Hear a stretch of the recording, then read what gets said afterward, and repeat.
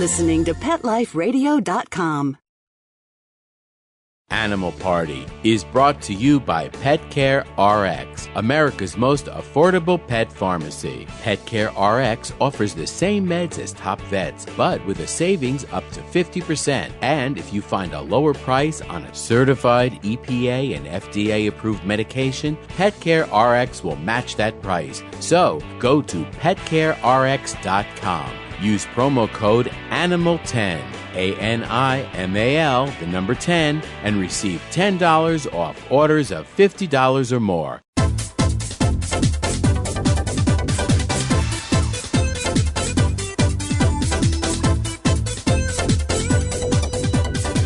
Hello! Welcome back to Animal Party with Deborah Wolf. You're here on Pet Life Radio, and that means you must have received a very special invitation in the mail. You must be on the VIP list coming today to our party.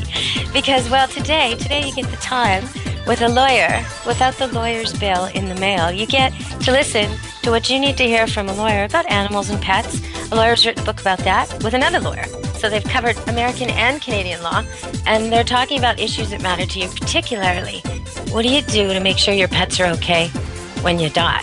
But they've also got some outrageous stories about people and the millions they left in different situations, and some really positive tips, practical tips, for how to make sure you're picking the right people when you ask the question, will you take care of my dog if something happens to me? Because I think a lot of people stop owning pets. They think, oh, you know what? I won't get a pet. I'm in my 60s and it wouldn't be fair. But there's so many pets without homes and so many people without pets that could be good pet owners. And yes, it would be fair if you make arrangements for them to go to someone who will love them. It would be fair. A dog and cat, they can easily deal with 2 families in their life, or even 3, if all the families are good and love them. So we'll talk about that a little bit later. But we're also going to talk about some trivia. Oh, maybe a funny joke if I have time. And I've got some good news, which seemed like bad news, I have to say. First thing, I got this headline on my email before I clicked on it and read the whole article. The first thing was, stray pit bull, woman attacked in park. And I thought, okay, here we go again. Stray pit bull, woman attacked in park. Who's going to want to eliminate pit bulls now? What kind of legislation am I going to have to talk about? Who's going to be off on the wrong track yet again when really those breed bans don't work? And pit bulls can be good dogs. So I'm thinking all that as I click on the story, and dum-da-da-dum, it's not that story. It's woman attacked by man with knife, saved by stray pit bull. Yeah, we're talking a hero here. And he's not even an owned dog. He's exceptional, really. Now, this didn't happen up here in Canada. This happened in Port Charlotte, Florida. The wandering 65 pit bull mix might have seemed menacing to some passersby, but the woman he saved will always call him Angel. So it says here, she was attacked while leaving the park with her 2-year-old son at knife point. And out of nowhere, she said she didn't even have time to react. Out of nowhere, there's this barking, growling, lunging dog. Big dog, 65 pounds, doesn't sound like much, but pit bull's kind of like a big muscle with a head and mouth when it's coming at you. There's not a lot. That's about all there is to the dog. A lot of power, a lot of force, huge intimidation, speed, strength. You might get a bigger dog, but it would be slower. This is a fast missile of a fighting dog. So here he is doing the right thing. And he ran to the scene, he chased the guy away, charged the man. The man ran off. Yeah, wouldn't you? And then while she called 911, she put the baby toddler in the car and put him in his car seat. And while she was doing this, she opened the trunk to get some things, and the dog jumped in the back of the car. So the police came, and they took the dog to a shelter. And if it doesn't get claimed, it's going to go to this new family who wants to adopt him. I bet they do. What a good dog. And I've always said, when they make parks no dogs, that's not a good thing, because it's the dogs that keep the strange people who shouldn't be there, who have ulterior motives, who are lurking on the sides, those people in check. If my dog's running and fetching a ball for me and some kid starts screaming, he's going to go check it out. If my dog's just walking with me, just the sight of a 70, 65-pound dog in a park makes the guy think, you know what, maybe I'll try somewhere else. Maybe these people aren't going to be so easily victimized. There was a reason he picked this woman and this kid. He didn't pick somebody with a pit bull, but he got somebody with a pit bull because there was a pit bull around doing the right thing. Now, probably the dog is owned because it is well-trained and well-socialized and knew to do the right thing, but dogs do have a tremendous ability to hone in on who's the danger, who's the threat, and who's the victim, whether they know you or not. And they have a tremendous sense of justice, too. So to defend the weak from someone who's got bad motives, especially if the dog loves children, knows families, would be an easy transfer for him, even though he doesn't know this family. If he protected a family once or thought that was his job because they cared for him, then he would protect another. So I think this is an amazing story, and it makes me really happy, and it's a good way to begin our talk, because today we're going to have on the show Barry Seltzer, author of Fat Cats and Lucky Dogs. He's also a lawyer. And it's all about what you can do so that you can have pets when you're older. And so that even if something unexpected happens, there's some place for your pets to go besides a shelter. And we all think, oh yeah, well, I made a handshake. I told somebody.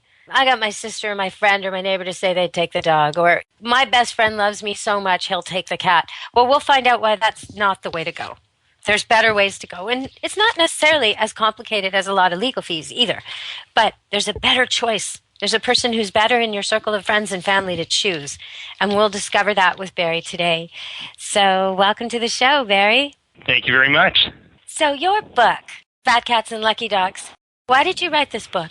Well, we were hoping to actually help people, in essence, encouraging them to plan for their pets. And we found, in our practices and just in general, probably more than, depending on what poll you buy, more than 50 to 65% of Canadians and Americans don't have a pet plan in place or a plan for their families. And over the 30 years of my practice, I've really tried very hard to try and encourage people to do something. And it's frustrating in some sense, but we were hoping that this might draw some attention to the issue. Well, one thing I've noticed is sometimes the pet is not connected to the money. So the pet goes to someone with, the hope they'll just be good to it, and the money goes somewhere else. And I think sometimes you have to connect the two, right, in order to make sure the pet is provided for, but also that the person you've picked actually has the funds to do it, should their circumstances change. Very much so, and very often people forget that it's also a very large time investment. And the people that you're choosing, not only do they have to care for your pet, they have to actually get along with your pet and vice versa. And then you don't want to become a burden. I mean, you don't want to put them in a position where they're financially worse off than they were before the pet came to visit, because the pet may not end up staying there as long as you'd hoped. It might become so burdensome, or if there are veterinarian bills that are so excessive, they may be forced to make a choice that they would rather not make, but be forced to. So it's a good idea to let some of the money go to the place where really it can do the benefit that you had intended, and also encourage the person to continue to take care of the pet, but not so much money that they'll want to get rid of the pet and keep the money. Well, yeah, and if the pet is connected to a sum, it means that anybody in your circle who loves pets, for that person, your dog or cat is actually the cheapest animal they can own. It's the easiest. It's the most convenient. So you become a really good choice for anybody you know that loves animals. But that's another mistake I see people making. They don't necessarily pick the person who maybe they only see a couple times a year, but they love, that person loves their cat and is always oohing and awing over the cat and saying how much they wish they could have a cat. And, they don't pick that person. They pick someone that's really close to them, the human, but maybe is allergic to cats, or maybe doesn't like dogs, or maybe is single and in the next couple of years is going to get married to someone who's allergic or doesn't like dogs or cats. So sometimes their choices can be a little bit off, I think. Do you find that too? No, I think you're 100% correct. And in terms of choosing, it probably is a good idea to have discussions before you choose, and maybe choose more than one person and alternates. And in doing... Yeah, and in doing that, you might find that you're sort of covering the bases. There's no level of perfection. I mean, things change, circumstances change, as you pointed out astutely. Individuals' lives change. They move. They become incapacitated. They develop allergies. There could be any number of reasons. I mean, they get married, and the other person, like you said, may not have a disposition to a pet or be allergic. So you truly have to make it as flexible as possible and comprehensive in the sense of choosing the right people for your pet or pets. And that brings up another issue when you have multiple pets. Should they all be going to the same place, or should you make arrangements for different and varied people for different types of pets? Not everybody wants a snake or a rabbit or a rat. Or 7 cats. Yeah, I get you. So it's important. I mean, it's a hard decision, you know. You think about it as you would a child, in the sense that, you know, if you have a wonderful child, and if God forbid something happened, how hard would it be to decide where your child would be raised and how your child would be raised? So again, it begs the question. When you say that, I think some people are listening saying it's not a child and getting offended. And I think sometimes when pet owners go to a lawyer and try to even talk about this, they might be embarrassed to even bring it up. They shouldn't be. Like, do you have to encourage people? Do you ask them? Do you have a set form that you've now added a slot to? Any pets in your will questionnaire? It's been in our form for years. We do ask, and at least 3 to 4 clients have a pet provision, and no one is comparing pets or companion animals to children or elevating them above or in any way making children any less than they are. We love our children. We can also love our animals. And the fact is, if I'm going to take care of individuals that I become responsible and I feel responsible to take care of, it would not only include my children. I have 6 of them. It would include my pets. And I don't think in any way that diminishes, the plan. I mean, the idea for us was plan for your family and your pets. So we're including them. We're not excluding them. And the law is moving in that general direction. I mean, you're seeing, in Alberta, there was a case of a truck driver several years back, I think it was around 2004, who had a custody dispute and a support dispute with his wife over their dog. And as it turned out, and I believe the dog name was Crunchy, and he was a St. Bernard. And so he ate quite a bit of food. He was ordered to pay dog support and food and other expenses. The decision about access was not made, but the courts are moving in a direction where they're looking at companion animals as something more than merely an animal, and certainly maybe less than a child, but to be treated differently than other types of creatures, which is, also changing. This is a great place to stop and go to commercial. When we get back, I'm going to ask you about some of the more extreme cases in your book, because some of them are really entertaining. But then I'm also going to ask you more on this general topics, because I'm really interested to know. It seems to me that it's really unfair, that the sentences aren't strict enough when it comes to doing you want to talk about animal cruelty, sure. Yeah, so, and no it's problem. Really random, and I want to understand a little better why it seems like that. And I think people are always sending me emails like this, like when Michael Vick didn't, in most pet owners' minds, get enough time and enough of a reprimand. There were so many emails coming into me like, why not? Explain the law to us, please. And so I'm going to ask you after the break, but I'm also going to tell people this idea that you've just been talking about, that animals are becoming more and more part of our lives and getting more and more rights and respect, is really true. And it's not necessarily universal all over the world. It sort of goes in different stages in different parts of the world at different times in history. But I wanted to point out, since we just had the American elections, by-elections last week, that there is some history, long history with animals and Americans. And so I want to ask you all, what do Calvin Coolidge, these are famous presidents, what do Calvin Coolidge, JFK, and founding father George Washington have in common pet-wise? And we'll tell you later in the show. Stay tuned to the Animal Party. We'll be back with Barry Seltzer talking about some outrageous wills and also about laws and animal cruelty.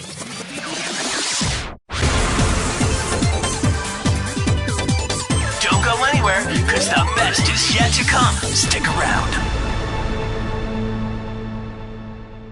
Animal Party is brought to you by Petco.com. Petco is a leading specialty retailer of premium pet food supplies and services, offering more than 10,000 high-quality pet-related products. Enter the code PARTY10, P-A-R-T-Y, the number 10, and get 10% off any order. No minimum at Petco.com. There's a movement afoot. ShoeBuy.com. Join the millions of people who shop ShoeBuy.com's over 400 brands and 500,000 products. Order now and get free shipping and free return shipping. ShoeBuy.com, the world's greatest shoe store. Walk your dog in style and comfort. Enter the code ANIMAL, A-N-I-M-A-L, at checkout and get a 10% discount plus free shipping at ShoeBuy.com.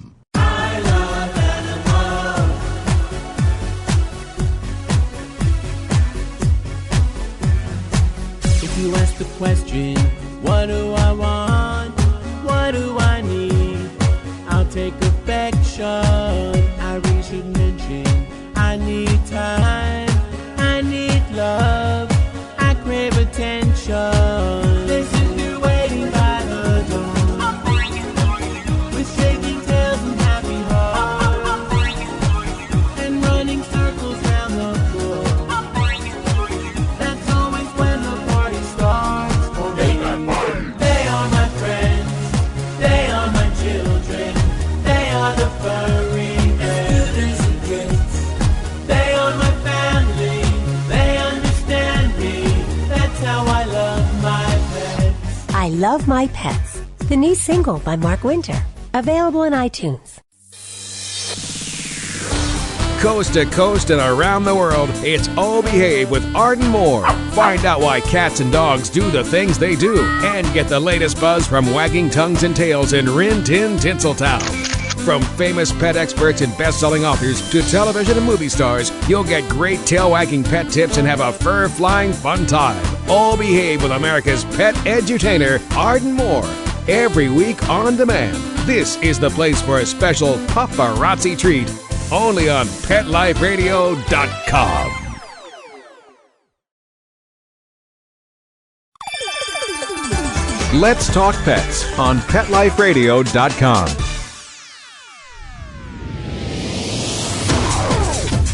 You're inside the VIP room with the hottest party in town.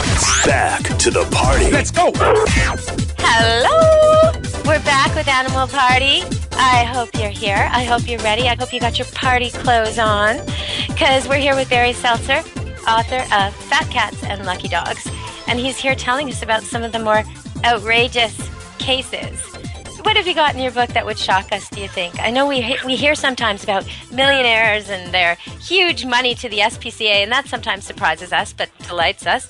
But what about individual pets? Does anybody have a suite at the Hilton or anything like that going on for their pet after they've died? Well, there are a lot of things that are actually happening and changing. I mean, in terms of the area of family law, you have, the United States and Canada. There have been custody disputes over pets, usually dogs, and one California couple fought over their pointer greyhound by the name of Gigi. And Gigi was adopted from a shelter, but the legal fees to dispute who would get custody went beyond $100,000. And the 3-day trial included testimony from animal experts, and they were called upon to determine which home would be better. And eventually, the woman in this battle was granted full custody when she played a day-in-the-life video of the dog in court, and the judge determined that she would be better able to take care of the pet than the husband. And so you have, obviously, Leona Helmsley was in the news with trouble, but Leona Helmsley was not the only person to provide substantial sums of money, for her pet. In this case, Trouble was given $10 million. At the end of the day, it was reduced, and unfortunately, Trouble have to get by on a measly $2 million. But, people think that's strange, but she had $4.5 billion in her estate and left most of it to animal charities and assistance. In fact, even though she was... I want to interject. If anybody who knows Trouble is having trouble taking care of Trouble, even though Trouble is obviously Trouble, I'm volunteering. I want to take care of Trouble, and I will treat her so great. Oh, man. No, but you know what? That brings up something. Trouble, I remember, was not a nice dog, right? Isn't she a biter? Apparently not. Yeah, right? Apparently not.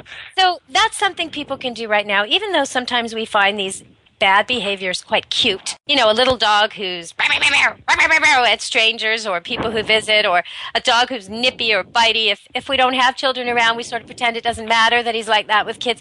Okay, if you pass, you need him or her to be the most adorable, likable, easygoing pet ever for people to be putting up with it. Not as a puppy, not as a kitten, not as something they chose. So if your dog can go anywhere, on leash or off, come sit, stay, heel, is good with kids and good with people and respectful of the dinner table, there will be people who will want to take him, even if he's older, even if he has a lot of brushing to go with his maintenance, even if there's something like that. And if that's something, you could set up some of the money to go to grooming if it's a dog that needs to be groomed. But with... And the same with cats. If you've got a cat who doesn't use the litter box or reliably, nobody's going to want that cat. Nobody's going to put up with it no matter what you do with your will. So you got to figure out a way, get a trainer, get a behaviorist, get the books like Cat Wrangling Made Easy from Dusty Rainbolts, or, the information is out there. You can go on my website and there's free cat tips right there. There's cat tips for a cat won't use a litter box, cat won't be nice to kids, dog won't come, dog won't heel. It's all there. But work with your pets so they are social and well-behaved, because they'll have way more opportunities then. And some of these pets live like 80 years if you're talking about a parrot. So if you're going to try and place a parrot, you better not be one who attacks other people. That's not good. Okay, so Barry, what do you want to tell us about cruelty? Because you've been telling us about divorce laws a little bit and some general things about how the law is changing. What about cruelty? Is it true that, like, my emails are telling me they're very upset with the fact that sometimes someone will hurt an animal and get 5 years or 6 years, and sometimes they seem to get community service or nothing? What's going on with them? Well, there are two things. Firstly, the United States and Canada really have different laws. So we can talk a little bit generally, if you would, about the provinces in Canada that are sort of not doing as well as the other provinces. Strangely enough, Ontario, Nova Scotia, Manitoba, and New Brunswick, based on a study that was done by the Animal League Defense Fund, are really rated a bit better than provinces such as Alberta, Quebec, and the Northwest Territories and Nunavut. Now, that's not to say that they are better. Everything seems to be moving in the right direction. But in the United States, you find that, again, the worst 5 states are Kentucky, North Dakota, Hawaii, and Idaho, and Mississippi, and Illinois, Maine, Michigan, and Oregon, and California seem to be doing a bit better. The purpose of the law really is not to give animal legal rights. The purpose of the law is really to deter violence against humans as well as protect the animals from mistreatment and cruelty. Now, you do have cases all over the place, and some of them are unusual, and some of them, like the Michael Vick case, is unfortunately more common than it should be. One of the cases really was a determination of whether goldfish are animals. And interestingly, in the New York Supreme Court in March of 2004, the court did hold that this fellow Michael Garcia would be convicted of animal cruelty because he stomped on a goldfish in front of a child. And, the law there did, unfortunately, not maybe go as far as it should have. But the cases are all over the place. I mean, it's not unusual for people to be convicted but be given suspended sentences. And again, people are charged for all different things. Now, on the strange and unusual side, both in Toronto and in Minneapolis, in Winona, Minneapolis, they both had cases where a pot-bellied pig was allowed to become rotund. And as a result, in this case in the States... Oh, the eyes, I bet. The eyes. Did that happen? Did it go blind? Well, no, I'm not sure 100% if one or the other didn't, but one hit about 150 pounds in about 9 months, and sadly its collar became embedded in its neck and had to be removed surgically. And I've seen that with dogs too. As your animals are growing, you have to keep checking their collars. It can be hideous if you don't. Got to take care of them. You know what? It's obviously a statement about the individual and how society looks on this. But truly, in Canada, the laws do not have the same teeth. The criminal code, treats this as a non-indictable offense in terms of cruelty, and animals are still perceived in Canada to be property. It's hard to discern, any pattern that is really coming out because the cases are all over the place. Anyway, interestingly, in Birmingham, a woman, she put her pet spider, Boris, in an envelope and tried to mail him home to Northern Ireland.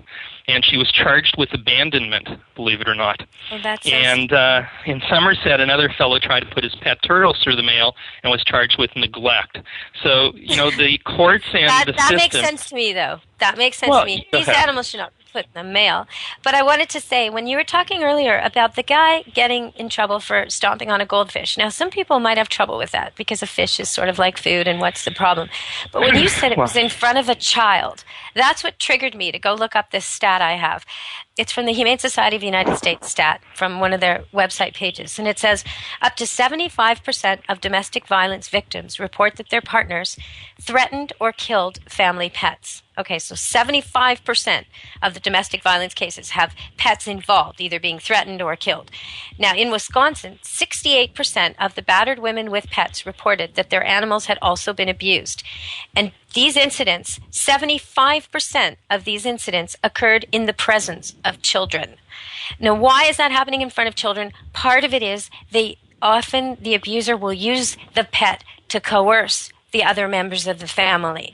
And it's a nasty, nasty business. So cracking down on this guy stomping on a goldfish in front of his kid, I kind of get from a family violence standpoint in a way when you read these kind of stats, because this power control thing and the way they lash out and the way it affects the families, it's so important that we all make the call. Call your local police. Call your local SPCA or Humane Society or shelter if you think there's violence, if you think there's a dog that's tethered 24/7 or horses that don't have water or cats that are being abused, or maybe you've seen fighting type dogs and they've got scars and marks on them, or they're just tied up all the time and then pregnant, or something's going on. If you think something's going on, call it in, because chances are there's kids watching this, as well as the animals. I mean, I want the animals safe, but I don't want the kids seeing this either. And the kids who see it often grow up and do it. So it's... I agree with you 100%. While the goldfish in this case was a victim, and even though the conviction, was in the strange news sections of the newspapers, it really does reveal that, the violence and it's invisible. And it's a reminder for the community to address these interpersonal violence issues. And hopefully the courts and the legislatures will provide tools to allow them to do that. So I agree with you 1,000%. Well, and if people are listening and they're in some kind of situation, there's also a really high stat that there's women who do not seek help because they can't leave their pet behind with the abuser. And, nowadays, if you check into a shelter or someplace like that, they'll find, an animal shelter in your neighborhood or a foster home in your neighborhood. They'll make something work so you don't have to leave the animal in that situation. So don't let the animal keep you and your kids in danger because of this abuser. And I shouldn't just say women. It doesn't necessarily have to be women that are victims. And I just... Any person 32% of the battered women report that their children had hurt or killed animals. So those are the ones that know of it, right? They've been abused themselves, and they see in their children that they're hurting or killing animals. So we've really, this is a huge part of the violence cycle that we can affect. It's kind of a good news thing. We can now. Before you couldn't do that. You had to leave the pet. Now you don't have to leave the pet, and you can get out of there. Okay, so we talked a little bit about how things compare. So would you rather be a dog or a cat in Canada, or a dog or a cat in America, based on the laws? Probably neither place where I'm being targeted, but can I tell you one interesting little tidbit, and I pardon the pun? This fellow, Earl Metro, was reporting a Canadian lawyer, and he bit his pit bull to discipline him and was sentenced to 6 months of probation and 40 hours of community service. So it's the only case I've ever heard of where man bites dog and goes to jail. But it's kind of unusual, but it sort of underscores in some sense what you're saying.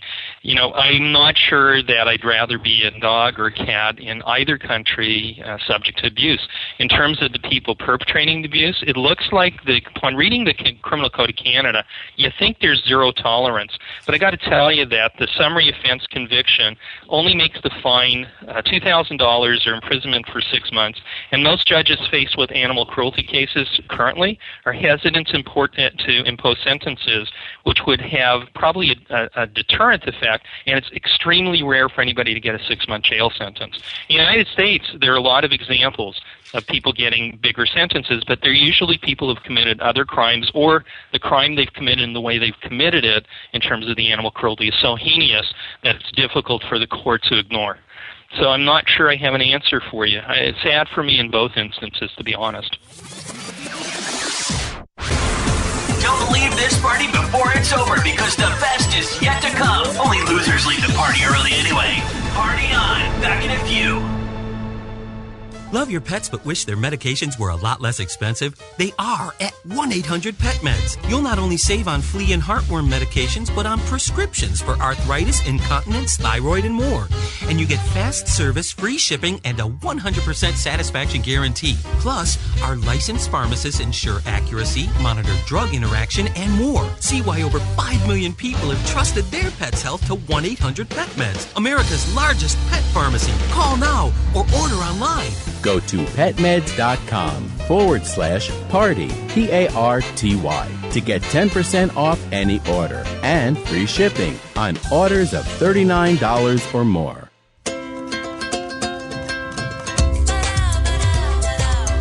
At Petco, we really love pets. There isn't anything we won't do to make sure they're getting the best products and the best care. So when you ask us a question like, so how do you feel about cat condos? We can say from experience, feels like home for her. Enter the code PARTY10, PARTY, the number 10, and get 10% off any order. No minimum at petco.com. Hello? Danica, where have you been? Oh, Grandma, I've been busy, racing, GoDaddy girl. Oh, I built my own online store with GoDaddy. Really? Let me see. Grandma'sAuction.com. Hey, aren't those Grandpa's golf clubs? Grandma needs her bingo money. Use promo code PARTY10, PARTY, the number 10, and get a .com domain name for just $7.49 at GoDaddy.com. That's it. You're madder than a junkyard dog, and you're not going to take it anymore. Your feathers are ruffled, your dander is up, and you've got a definite bone to pick. Join us each week on Pet Peeves, the show that lets you dig through the dirt and unleash your passion for pets. Your host, pet expert and award-winning author Amy Shojai will talk about what makes you howl and what hisses you off. Pet Peeves every week on demand, only on PetLifeRadio.com.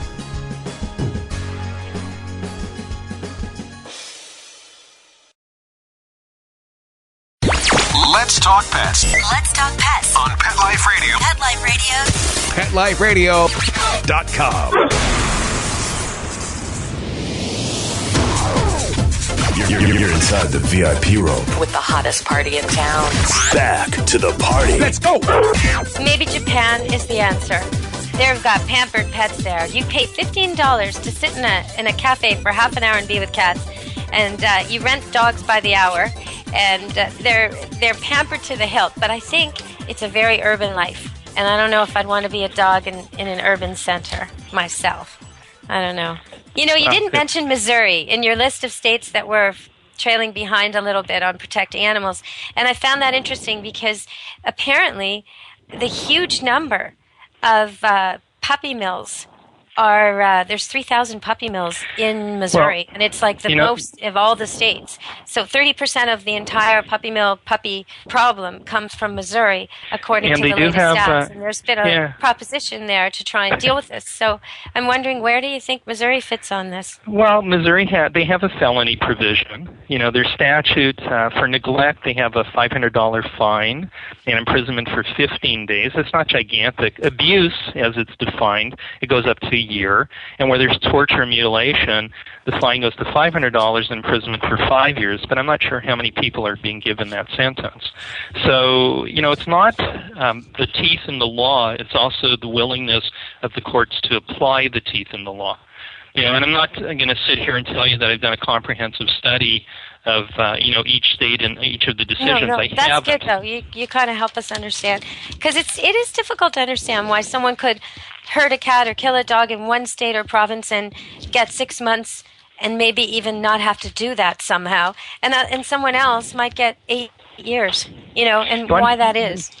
Well, I think you have to look at each individual situation, the circumstances. But you want to hear something really odd?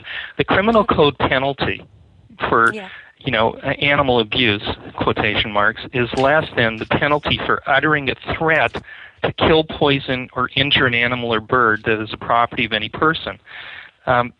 in other words, it can be an indictable offense preceded by indictment, unlike the other animal provisions, and the liability of imprisonment is 24 months. So it's a greater penalty if you threaten to do something like that than if you actually do it. Now that's kind of very strange. It needs to be fixed. There's errors. Well, it there. does. Yeah, and examples abound all over the country. I mean, in Canada, in R versus Regina versus Randall, the accused fellow kicked and beat his dog with a hockey stick, and that's terrible. And the court fined him $1,000. It's not, not right. within the range of maybe what it should be. And in Regina versus Higgins, we always go by Regina because it's the queen versus whoever is the defendant. A cat owner wanted to discipline his cat, Sammy, who had overturned a garbage pail. And he accidentally, quotation marks, broke the leg of the cat, and he was acquitted of the animal cruelty charge because the court determined that when he was giving chase to the cat, the broom, his intention was to scare the cat and not injure it. So really you don't have to be responsible for your own actions. So it is. If you were to do that to a child, it would be okay if you didn't really mean to break his leg. Ridiculous. No, it wouldn't be. It's not in either instance. I agree with you, Deborah, 100,000%. But so there are cases and cases and cases and cases. Yet in Broadmoor, a man was sentenced to animal cruelty in the United States. Louisiana SPCA, there was a German Shepherd there who was malnourished, and you would know better than I, and maybe you can tell people. He was at 38 pounds. I'm not sure what the weight of a German Shepherd should be, but I know not. 38 pounds is what a Cocker Spaniel would weigh. A big one, but still. It's a medium poodle would weigh 38 pounds, maybe if it was a slender one. We're not talking German Shepherd. German Shepherd should weigh, the smallest female would weigh at least 65 pounds, but most of the boys would be closer to 90. So that's a third what he should be. That's like terrible. Skin and bones barely surviving. His ribs were showing, you're right. That's just terrible.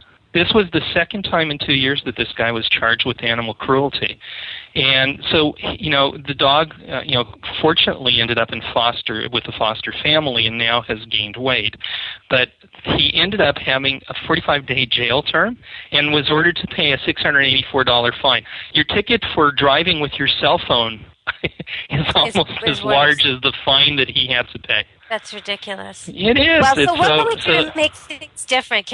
Is there a way to lobby? Is there a way to petition? For sure. Like, do you go? I guess a good start would be going on the American SPCA's website, going on the HSUS website if you're in the States, and looking at what they have there to sign up. Because there's all kinds of online petitions for your area, for your region. They're working on stuff right now. So you can join that way and then find all kinds of links from there. But what do you do if you're in Canada?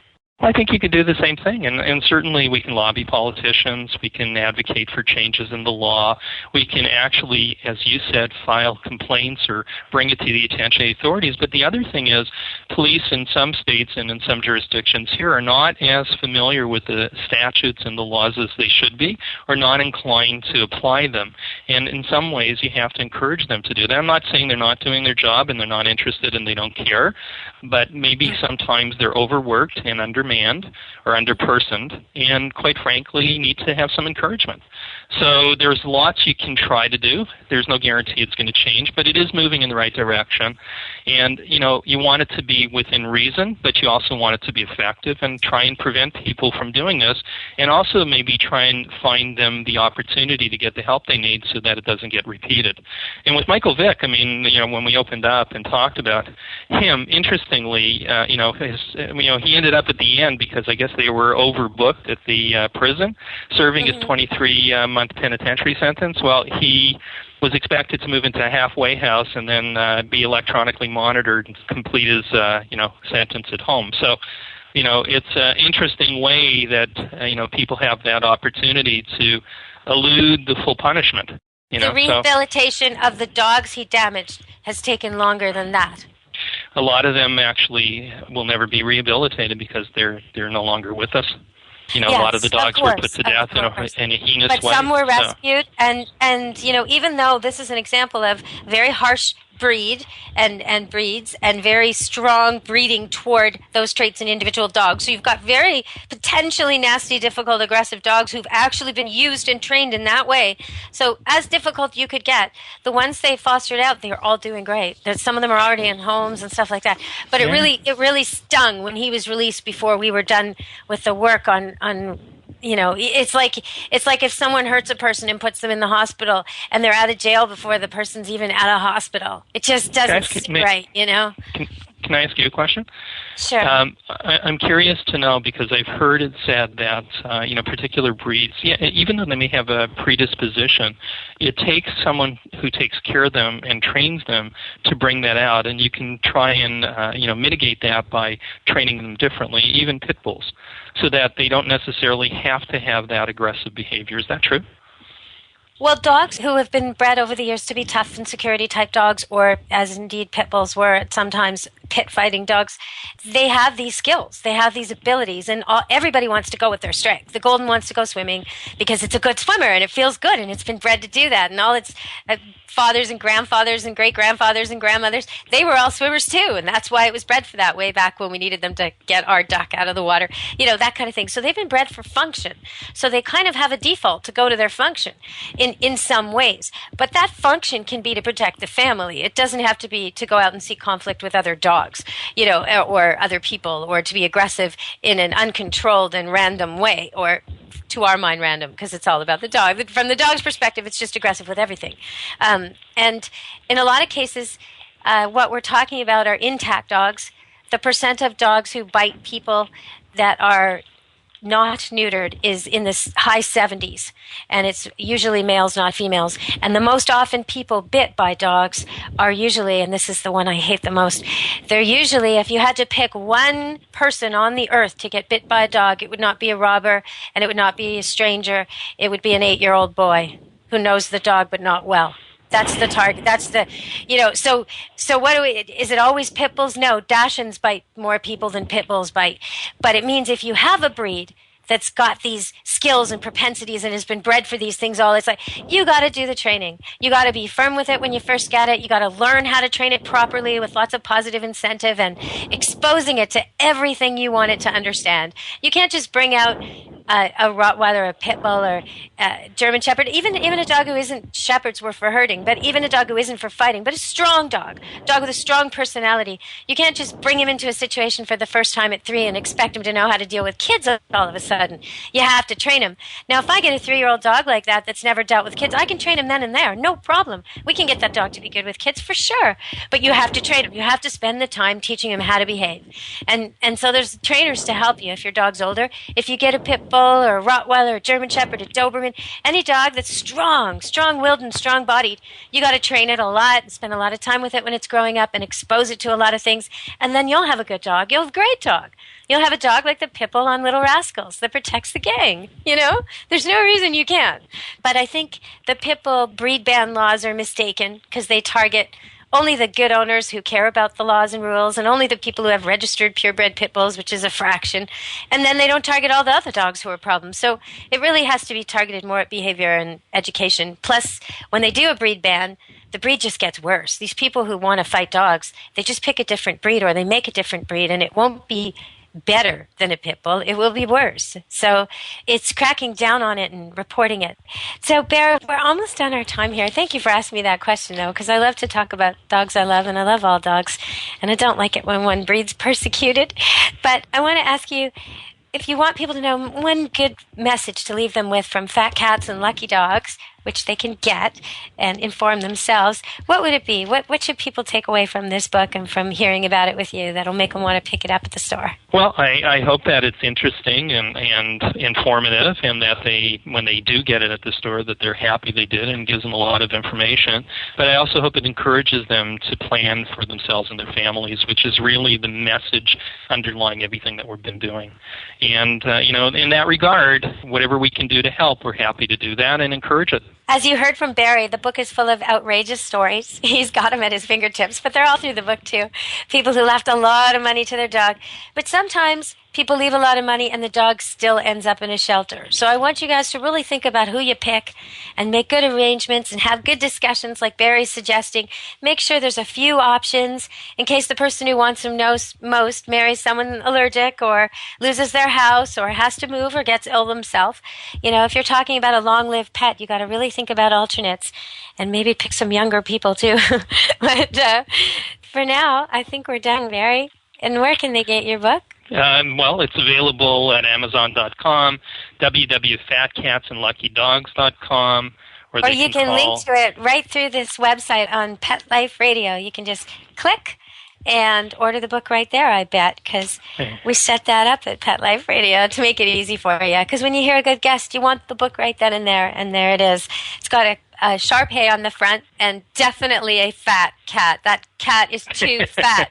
And a parrot. And so, or actually, I think it's a cockatiel. It's a cockatiel. So, yeah, you don't want to think about this. Nobody does. But when you're in there talking with your lawyer about your kids and your cabin and your boat and your motorcycle and all this other stuff, think about your animals. Because they'll be missing you and they'll be hurting and they'll want someone to love them. Okay, well, thanks so much for this interview. It's been great, Barry. Thank you very much. Thank you very much, Deborah. Take good care of yourself. Okay, thank you. All right. So that was Barry Seltzer. And I should let you all know before we leave the party what the answer to the trivia question of the day was. If you want a friend in Washington, get a dog. That was what Truman said. And that's what Clinton did when he was in the middle of one of those crisis moments when the press was covering him nonstop with gossip and scandal. He already had a cat named Socks, but he went out and got a chocolate lab named Buddy. And he even said at the time, I need a friend. I bet he did. So, and I bet Buddy was a good friend, because it looked to me from the footage that Clinton was treating him well. So what do Calvin Coolidge, JFK, and founding father George Washington have in common pet-wise? Well, the answer is a huge, huge amount of pets. And the winner of these three is probably George Washington with 37 hounds and horses. But JFK and Calvin Coolidge each had between 35 and 50 pets. So a lot of pets. Crazy things have lived at the White House. An elephant lived there. Sometimes heads of state would give pets and animals to the White House. So they couldn't be refused. So there were a lot of animals at the White House. There's been animals and politics and animals and people for a long time in history. And now we finally have the tools to make sure they're okay after we die and use modern laws to our advantage. And maybe if we all call it in when we see it, we can put an end to animal cruelty. Maybe if we all log on to the ASPCA and the HSUS and vote on things and sign up, we can start making the laws more fair to animals so the people who do these cruel things really do get separated from animals and get put where they can't hurt animals anymore. Okay, everybody, so that was the party today. We'll be back next week with a whole new party. We'll have Marcy Kladnick on the show, on the next show on Animal Party Pet Life Radio. Be good to your animals and party hardy with your animals. Let's Talk Pets, every week on demand, only on PetLifeRadio.com.